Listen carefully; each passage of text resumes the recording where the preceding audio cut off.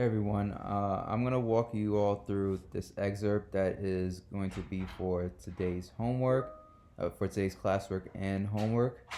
Excuse me, sorry, there is no homework for this excerpt, it's just classwork. So I'm going to read through it all, and I also want to walk you all through the protocol that we use for state release passages. Let's go to today's lesson. All right, so let's go through the protocol. We are going to read the directions. We always read the directions first. We'll identify the genre. If applicable, we read any text written in italics. We read the title and subtitles as well as pictures, graphs, and maps and make a prediction. And we read the text and we underline important information as well as annotate every 2 to 5 paragraphs with just statements. So let's go through this one at a time. I'm going to show you all what this looks like. So the directions are right here. Read this article, then answer questions 29 through 35. So if we skip to the questions, we could see that questions 29 through 35 are all multiple choice questions, right? Let's go back to the top. Now the next step is to identify the genre. Just by looking at it, and we can see it says excerpt from school days in Egypt, right? We can see right off the bat that this is an informational text. It is nonfiction because it is going to tell us, if we were to make a prediction, I would predict that this text is going to illustrate what it was like going to school in Egypt, what they learned, right? Now, what else do we have to do? Read any text written in italics and read the title and subtitles as well as any pictures, maps, and make a prediction. So there are some pictures in this. Here we have a photograph of an ancient Egyptian language. So now my prediction might be that when it's going to talk about kids learning the Egyptian language when they go to school. Maybe they learn how to read and write the language. Let's see if we have any other pictures. Over here, we see something that looks like a letter.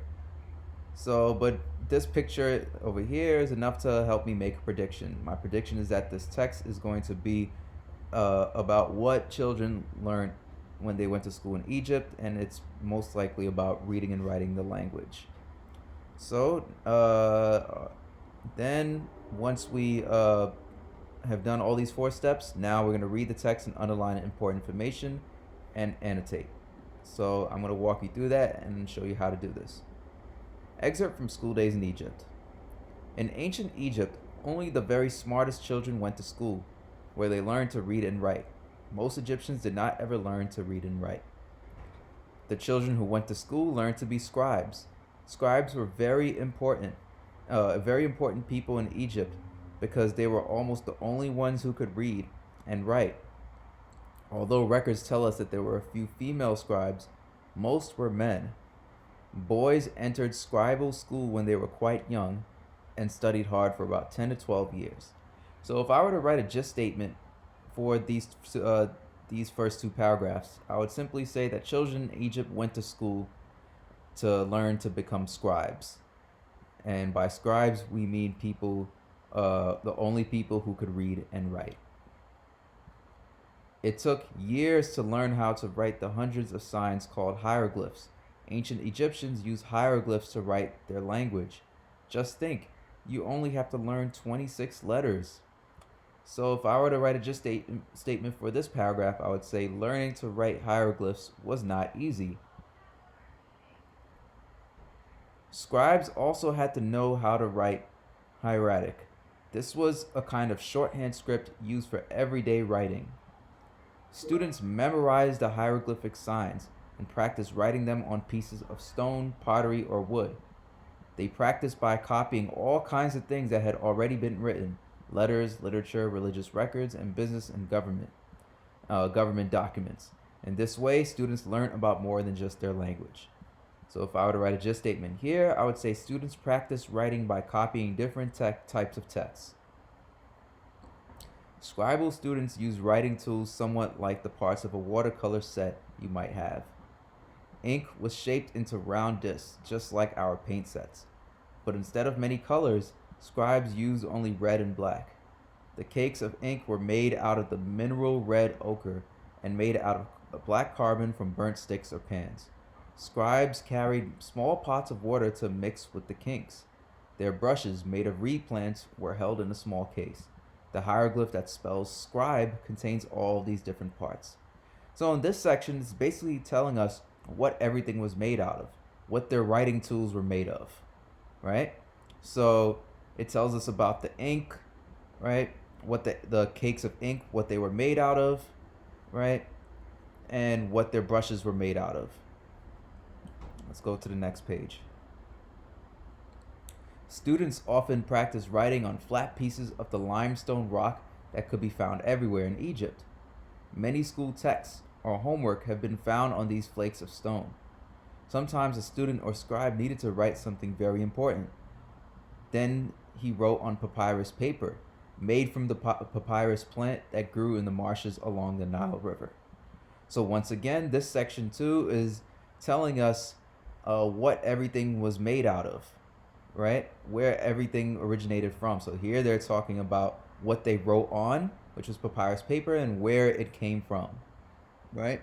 It also told us that they practiced writing on that flat pieces of limestone rock, which was everywhere in Europe, right? So basically in both paragraphs 6 and 7, they're telling us about everything that went into writing, what they used to write, the ink, the brushes, what they wrote on. That's what they were basically telling us about. When a student finished scribe school, he could get a good job in ancient Egypt. He might become a doctor or a priest, the secretary to a noble family, the boss of a group of workers, or have some other job that required the ability to read and write. So in other words, if I wrote a just statement here, I would say students who finished scribe school got great jobs. The Egyptians wrote as many different kinds of things as we do. They wrote letters home and sent bills for work they'd done. They wrote poetry and stories and put down words of wisdom and advice for their children. They wrote many prayers to their gods. So our just statement here could be Egyptians wrote many different types of pieces. And I'm just going to stop for a second. If you ever need to pause the video, you can pause it and write these just statements on your own if you'd like. All right? That's if you printed out your document and want to do it by hand. Then you can pause the video at any point and write your just statements. It's actually a good idea to do that. Parents were happy to pay the high price to send a child to scribal school. Read these words from a father to his son. They were written about 4,000 years ago to convince the son of the advantages of going to school. I will make you love writing more than your mother. I will present its beauties to you. Now it is greater than any trade. There is nothing like it in the land. I have seen the metal worker at his labor, at the opening of his furnace, with fingers like claws of a crocodile. He stinks more than a fish. The gardener carries a yoke. He works himself to death. I'll speak of the fisherman also. He labors on the river, mingling with the crocodiles. So basically what this father is telling his son is that if you don't finish scribe school, then these are the types of jobs that you might end up working. And he has seen these types of workers work themselves so hard, even work themselves to death like the gardener did. All right, they're doing these painful jobs. And the father does not want that for his son. So he says, so if you know writing, it will go better for you. If you know how to write, you can do much better in life. It will go better for you than any other profession I've told you about. Professions such as being a fisherman or gardener or metal worker. He's saying that if you know how to write, you can get a better job than all of those professions. A day in the schoolroom is excellent for you. It is for eternity, meaning for the rest of your life. Its works are like stone. So he's telling him, stay in school, because everything that you will learn in school will help you for the rest of your life. So that is a message that the father is giving to his son. All right, now let's look at question number 29. And before we look at this, let's review our protocol for answering multiple choice questions. We want to preview the question and underline keywords or phrases. So let's do that first. What do paragraphs 5 and 7 show about the author's purpose for writing the article? So we underline paragraphs 5 through 7 because that is a part of the text that we need to look at. So what does that part of the text show us about the author's purpose for writing the article? When we say author's purpose, we mean why the author wrote this article. What does the author want us to understand? What is the main purpose of writing this article? Right? Why did the author write the article? All right, so we underline keywords or phrases. We now ask ourselves what the question is asking us. Now, what do we need to do to answer the question? To answer this question, we need to go back to paragraphs 5 through 7. All right? And think about what the author's purpose is in those sections. What is the author trying to help us understand? All right? What is the author looking to do? So let's reread that section again. Students memorize the hieroglyphic signs and practice writing them on pieces of stone, pottery, or wood. They practice by copying all kinds of things that had already been written: letters, literature, religious records, and business and government documents. In this way, students learn about more than just their language. So once again, this is our gist statement. Students practice by copying. Scribal students use writing tools somewhat like the parts of a watercolor set you might have. Ink was shaped into round discs just like our paint sets, but instead of many colors, scribes used only red and black. The cakes of ink were made out of the mineral red ochre and out of black carbon from burnt sticks or pans. Scribes carried small pots of water to mix with the inks. Their brushes, made of reed plants, were held in a small case. The hieroglyph that spells scribe contains all of these different parts. So in this section, there is telling us that the students that went to scribe school, they use all of these things, right? They're telling us what they use for brushes, what their brushes were made out of, where their ink came from.